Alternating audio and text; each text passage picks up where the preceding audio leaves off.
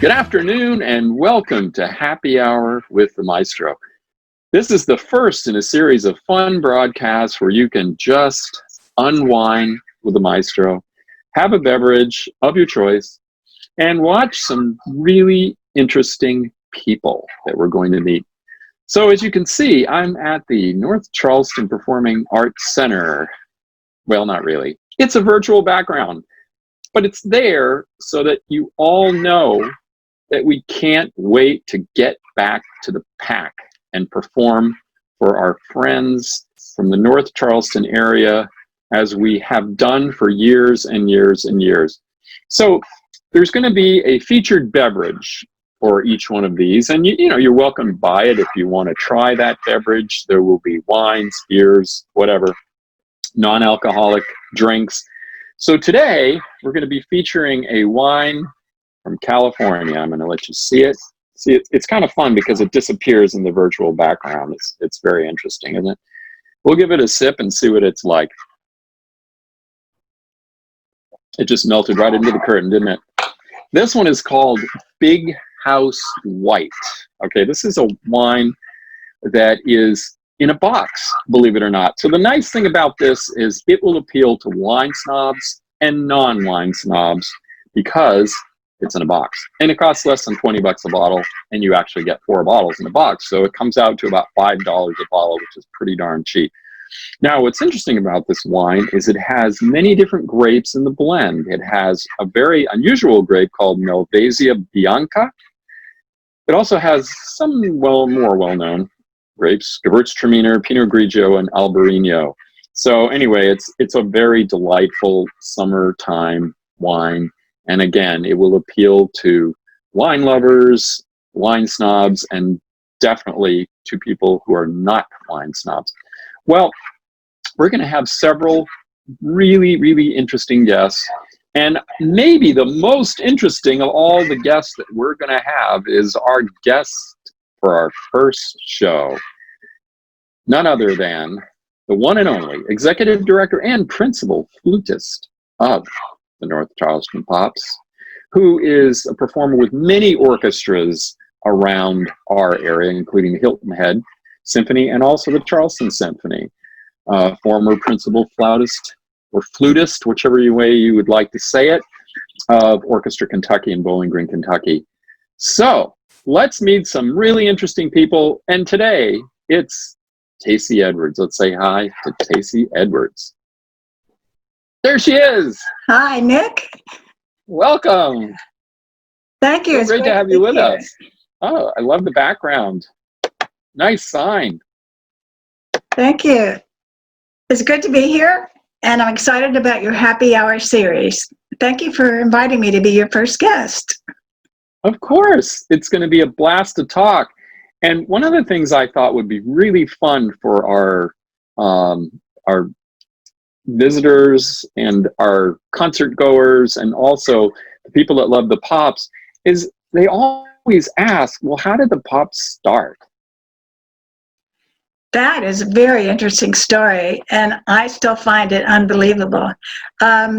Going back to the 1990s, I was the person who contracted musicians for the Coliseum and North Charleston Performing Arts Center when they had Broadway shows or they had big name singers like Elton John, for example, or Rod Stewart that needed music behind them. Right. At the 40th anniversary of the city of North Charleston, the mayor through the Coliseum asked me if I would book an orchestra because they wanted to hire Earth, Wind, and Fire as a gift to the city for the 40th anniversary celebration. And of course I said yes, and then the orchestra was hired, and then the mayor wanted to have a press conference at the Performing Arts Center, and so I was there for the press conference and waiting for him to come in. And as he came through the door and greeted me, I said, Mayor Summy, how would you like to have a year-round Pops orchestra for the city of North Charleston? And he loved the idea, and he started the press conference 3 minutes later, and he announced to the press about the Earth, Wind, and Fire concert, and he said, and we have a new orchestra in North Charleston called the North Charleston Pops, and they're going to make their debut with Earth, Wind, and Fire in the Coliseum. So that's basically how we started. But I have to back up a little bit. How I had the idea to ask the mayor this is in the previous year, we had done a couple of shows at the PAC, Broadway shows. One was a new edition of a show, and they wanted to create new sets. I'm talking about Broadway people in New York. They wanted to create new sets and new dances and that sort of thing. So they hired the musicians for 8 days, and we were right there on site with everybody for 8 days. And then a couple months later, we did Wicked, which was the longest run that the PAC has ever done for a Broadway show. And we were together for 3 weeks. And in the process of the musicians being together, we were saying, wouldn't it be nice if we played together year round? So that's how I had the idea. And it was immediately embraced by the mayor. I think I was just at the right time to ask the question, because the city had done all this dynamic economic growth and building and was positioned to be ready to have their own arts organization to represent the city. That's so cool. Entertainment. Yeah, I think that's just awesome. And the other thing that's really fabulous about it is, to this day, our North Charleston Pops musicians are the ones that perform in the pit when these Broadway shows come and they need a pit orchestra. So that's really a great opportunity for our people to be able to perform, and for the audience to hear us in other ways, not just on the stage of the PAC when we do our regular concerts. That's very true. Some of the shows that are memorable to me that we did after that were Phantom of the Opera, and we do Mannheim Steamroller every December. And then we did The Legend of Zelda on the stage, and the orchestra just loves getting together and doing these sorts of things. Another concert we did, which was quite interesting, as George Benson came for a jazz festival. Yeah. And he was doing a concert and needed an orchestra. So the North Charleston Pops backed up his show. And he, after the rehearsal, was just amazed at the attitude of the musicians. And at the end of the concert, he said, "What's with this orchestra? Everybody is having a good time. They're not looking at their watch to see when the gig is going to be over. They're really into the music." And then he stayed another hour after the show just talking to the musicians.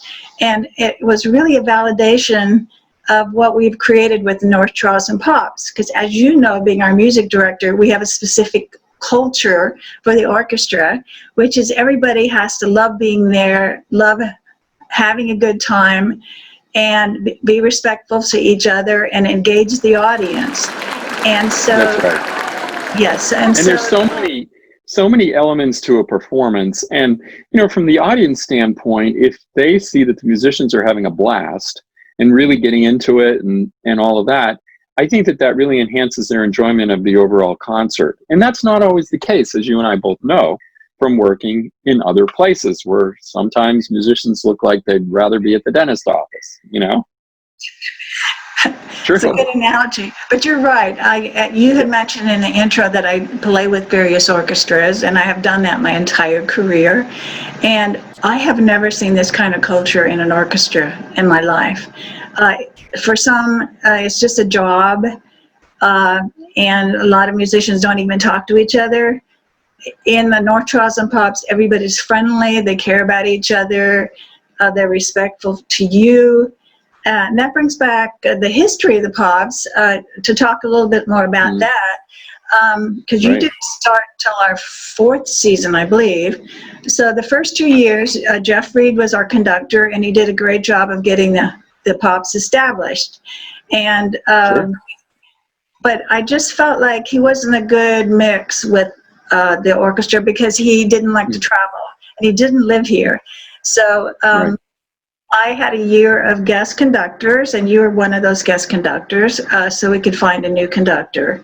And the reason I ask you is I had worked with you in another orchestra. You were a guest conductor there, and I believe it was Candide that you conducted. And That's I right. was so impressed, not only with your style on the podium and your good use of rehearsal time, but you were also so kind and nice.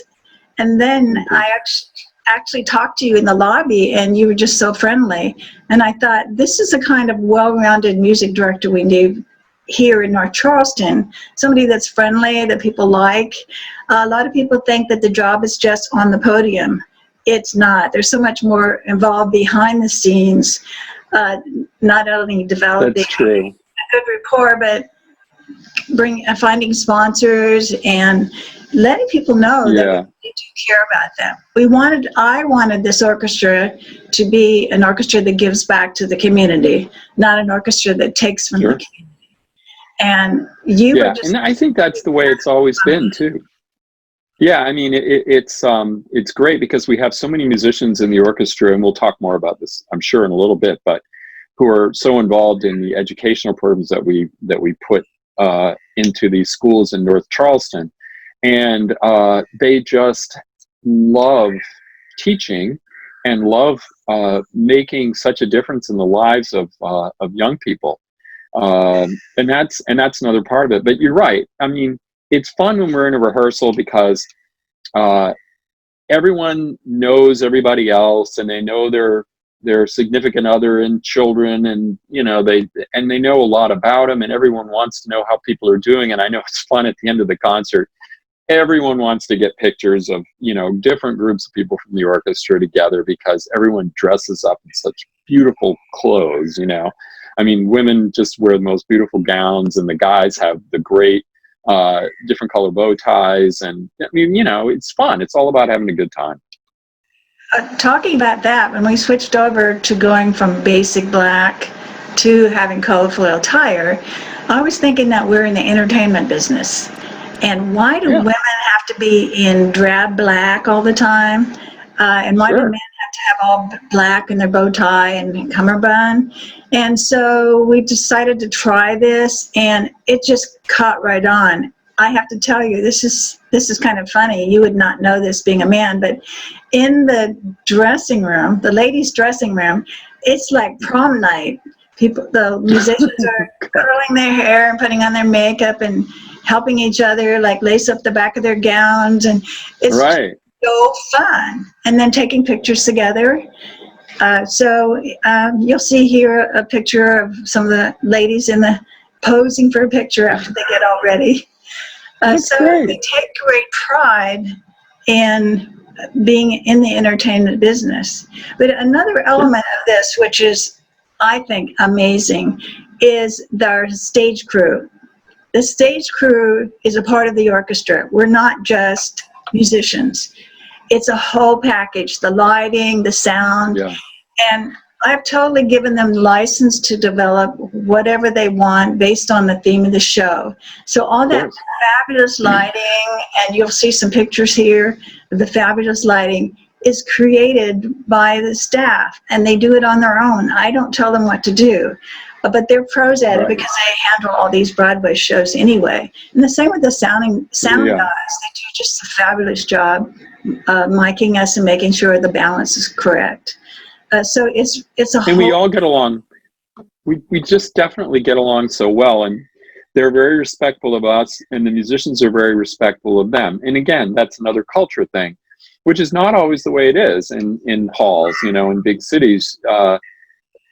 People sometimes on the stage could care less about who's working there, but not the case with our people. And the musicians know the names of the people that are working for us, and we're, and again, we're like family, and we have the same people every time. And we really respect what they're doing and appreciate what they're doing, just like they appreciate and respect what we're doing. So it's a great symbiotic relationship. Well, they're artists at what they do. I mean, I would not know Right. how to do lighting or sound, and it's an art, and they are Yeah, artists at it. they are. Now, let me ask you, because people are curious. They know that you play the flute, and you played the flute for your entire life. Um, First, let's talk about the other hat that you wear, and that's the administrative one. It's not something you just started doing when you came to the Pops. You had done some of this before. You had a little bit of a history, so when you came to the Pops, it wasn't something completely new for you. Well, actually, it was.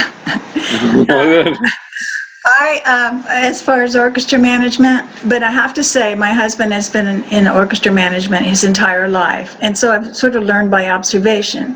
Right. But I have had leadership roles. For example, the Charleston Symphony does designer show houses each year for fundraisers, and I was the chairperson for 4 of those show houses, and I also was president of the Symphony League. And in that that's process, a big job. It is a big job. And in that process, I really learned how to manage people. And I think the most important thing I knew and employed was that if you give people the freedom to do what they do well, they're going to excel at it. If you micromanage, you've got a lot of work put on yourself, but also the end product is not as good as it could be. So like I just mentioned with the stage crew, I carried that over to the stage crew. With the musicians, for example, I don't have to tell them when the break is over. They know how to keep time. And so they're just ready, and they're on stage, ready to go at the end of breaks, and they're there on the stage ready to go when it's time to do the show. Those skills have been very helpful to me, but I have to say my husband has been a tremendous help because he does our grant writing for us, and if I ever need advice, he's certainly there to help out with that. And he does the contracts for our guest artists because he's been booking with arts managements all his life, so he knows how to negotiate really great fees, and we're able to do that also because we're in the Charleston region and people love to come here for vacation, even That's artists. Right. Yeah, so we can get our guest artists sometimes to come here for maybe even half the amount they would normally charge just because they consider it a paid vacation.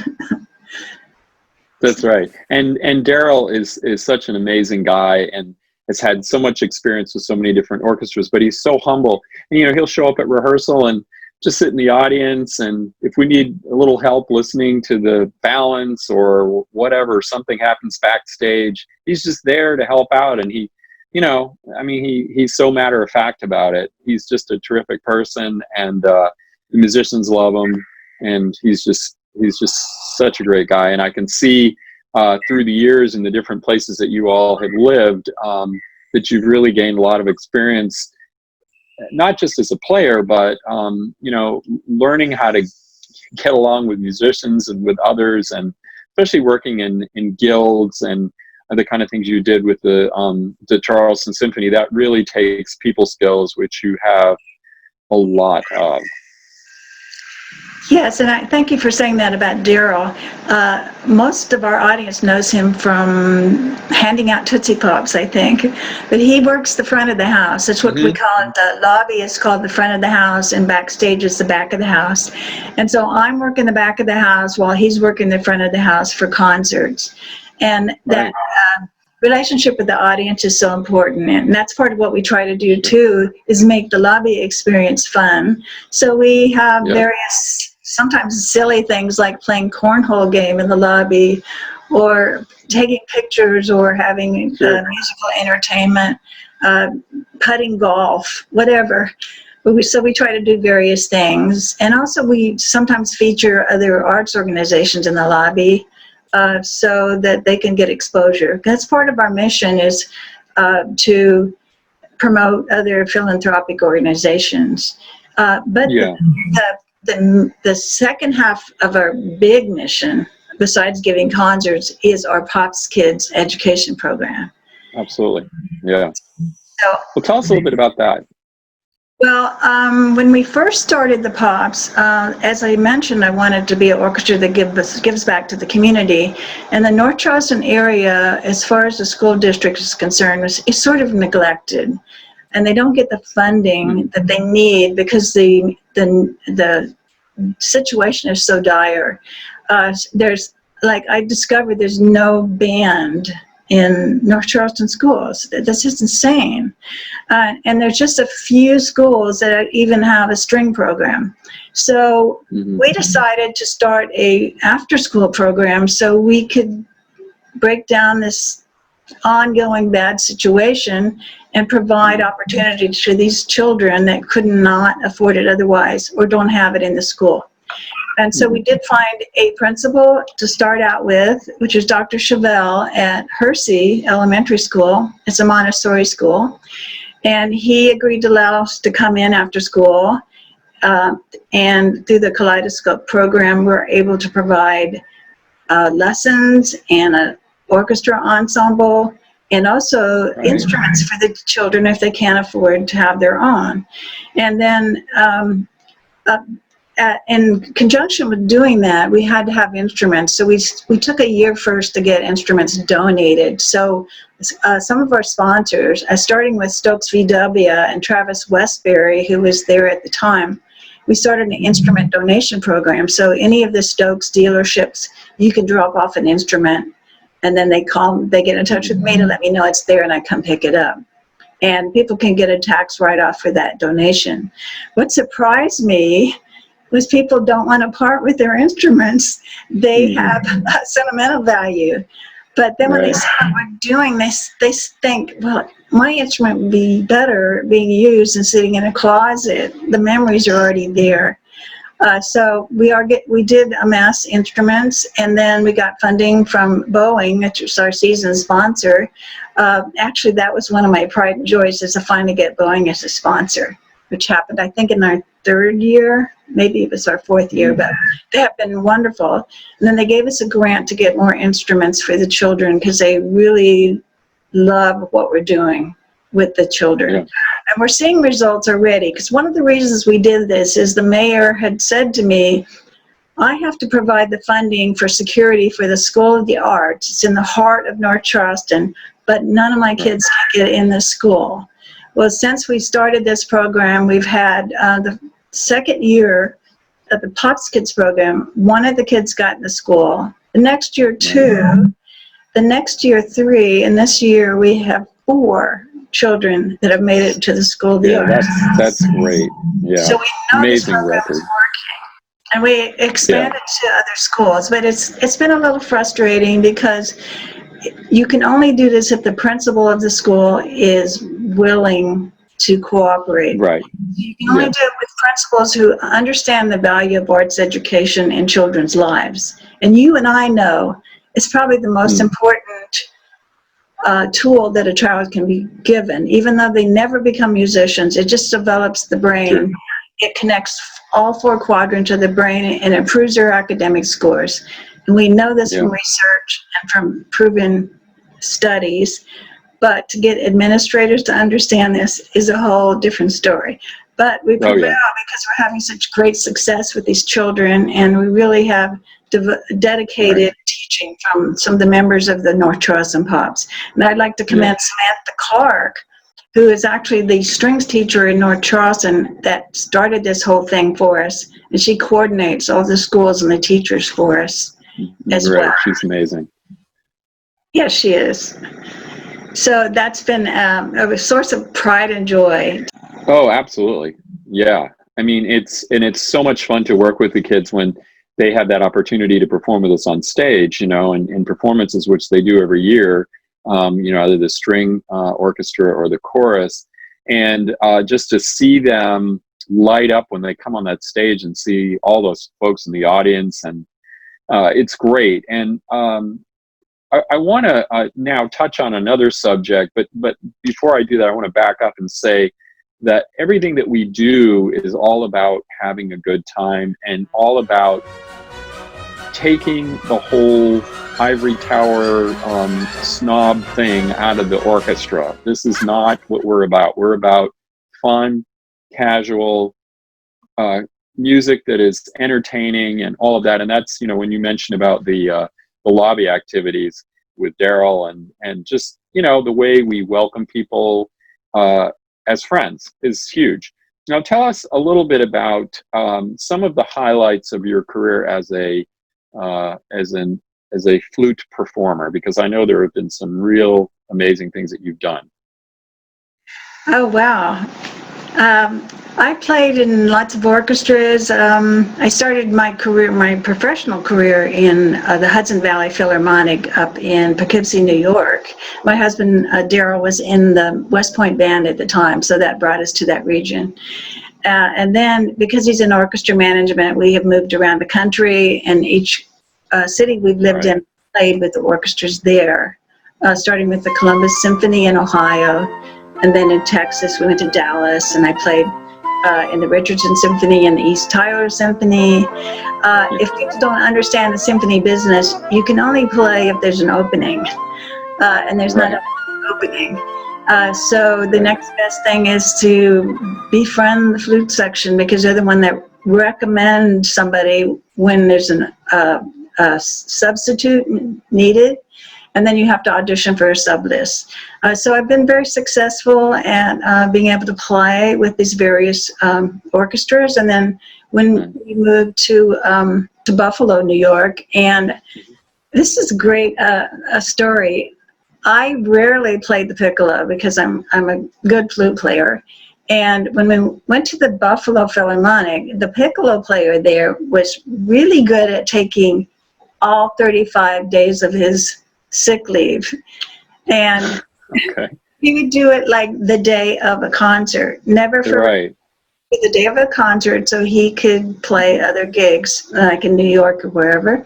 And so I would have to come in and sight read concerts with the Buffalo Philharmonic on the piccolo. And so that was a great experience. There were some pieces that I had never played in the piccolo repertoire, and here I was sight reading it on concerts. But I happen to be a good sight reader, fortunately. So that paid off, and it helped me get into the piccolo realm, which helped me with the Charleston Symphony, because when we came to Charleston, they needed a piccolo player. And I played, I had to play audition to be a sub, and then I had to play another audition for the opening, and a third audition because people were upset I was the manager's wife and I was being allowed to play. So I of course. Audition. And so at that point, I became the piccolo player with the Charleston Symphony, and have been. That was in 1993, and I still am the piccolo player with the Charleston Symphony. In the process of living in Charleston, I teach at the College of Charleston until this last year. I just retired because I was there for 27 years. And I just needed more time to pursue the North Charleston Pops, just because it's making such a huge difference in the community and people's lives. And so I'd done the teaching for so many years, I decided to retire. But I was there for 27 years, and I made a recording with the guitarist there, Mark Renier, and it was nominated for a Grammy. And so I got to go to the Grammys. That's really cool. Los Angeles, and that was just such a fun experience. And my daughter wanted to go with us, so she came with us. And so it's kind of funny. We were staying in the hotel right across the street from where the Grammys are held, and everybody is looking at everybody else like, who are they? Are they someone famous? Yeah. Especially when we're in our evening gowns. And so we get to walk on the red carpet and go and see how that TV show is put together. It's a very fascinating experience to watch that. I'm sure. It was just a great experience. And now I can always say that I'm a Grammy nominee. That's pretty cool. That's very impressive. Now, you also toured with the Sousa Band, correct? Yes, that's correct. I'm the piccolo player with the Sousa Band, which is started by Keith Bryan, and is based in Cambridge, Massachusetts. And we've traveled all over the world to play, including a tour in China. And that's where I met our principal bassoonist, Sue Barber, with the Pops. She's also in the Sousa Band, and I just really loved her playing. And she had that culture. She had that attitude about just loving playing music. So she travels down from Virginia, actually, to play with us on our concerts. So we have musicians from all over the region, as far away as Virginia, and you know, I mean, people that drive really long distances because they want to come play. That's true, but it wasn't that way the first couple of years because we were a new orchestra and the musicians were like, what is this group? But the word started getting out in the musician network and now people want to play with us. But I would like to say that the majority of our musicians live right here in Charleston. We take a great Right. in giving employment to our musicians here. We have so much talent in the Charleston area. So we just import those instruments that are kind of unusual, like bassoon, or where we need somebody that's really good in diversity, like our principal trumpet, who can play just all styles of music. And our concert master, who's fabulous, it lives in Atlanta. Right. And that's one of the things about all the musicians, I think, is their ability to play so many different styles. I mean, we have done everything from country western to jazz to, Dixieland, Broadway, classical repertory.